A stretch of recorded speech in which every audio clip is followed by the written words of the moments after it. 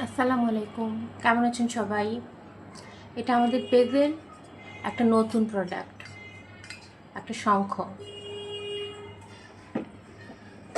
এটা শুকানোর পর বার্নিশ করেছি। এখন চলুন আপনাদের সাথে এটা কালার করি। কালার করব আমি খুব হালকা, সাইডে একটু কালার করব। কালার করার জন্য আমি ইউজ করছি মনমার্টের অ্যাক্রিলিক মেটালিক কালার, যেটা আছে গোল্ডেন, ওইটা। ওকে, এটার সাথে আমি কিছু মিক্সড করব না, কালারটা আমি সরাসরি অ্যাপ্লাই করব। কীভাবে করছি, এই যে ব্রাশ নিয়েছি, এটা 10 নম্বর ব্রাশ, অল্প একটু কালার নিলাম।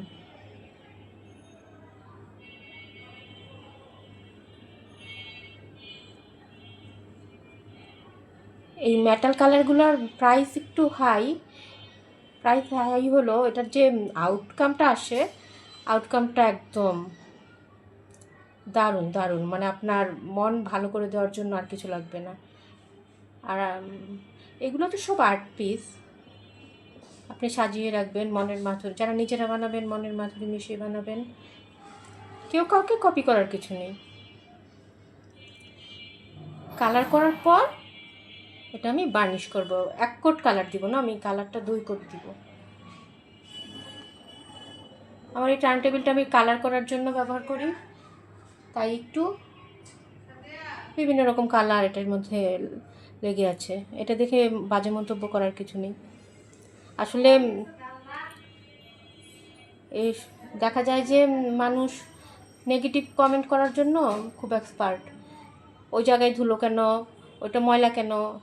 ভাই, যারা ক্রাফটিংয়ের কাজ করে তারাই জানে যে তাদের পুরা বাসায় হয়তো গোডাউনের মতো হয়ে থাকে। যেমন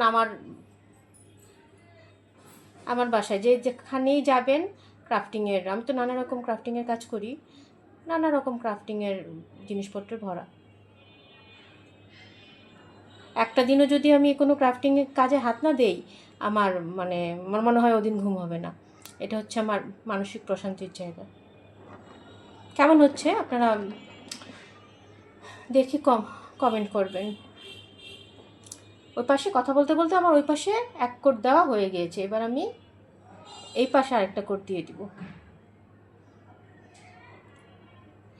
এই শঙ্খটা দিয়ে আমি আবার, আমার ইচ্ছা আছে যে আমি সি থিম যে ক্যান্ডেলগুলো হয় না, ওরকম একটা সি থিমের ক্যান্ডেল করব।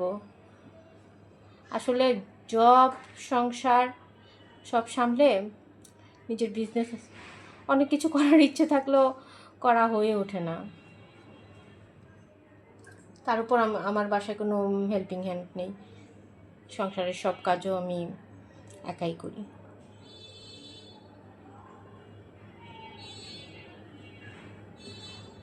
শখের উপরে কোনো কথা নেই, শখ প্লাস বিজনেস। অনেকেই আপনারা শখের জন্য একটা দুটো কাজ করছেন, করে পুরো মার্কেটটা নষ্ট করতেছেন।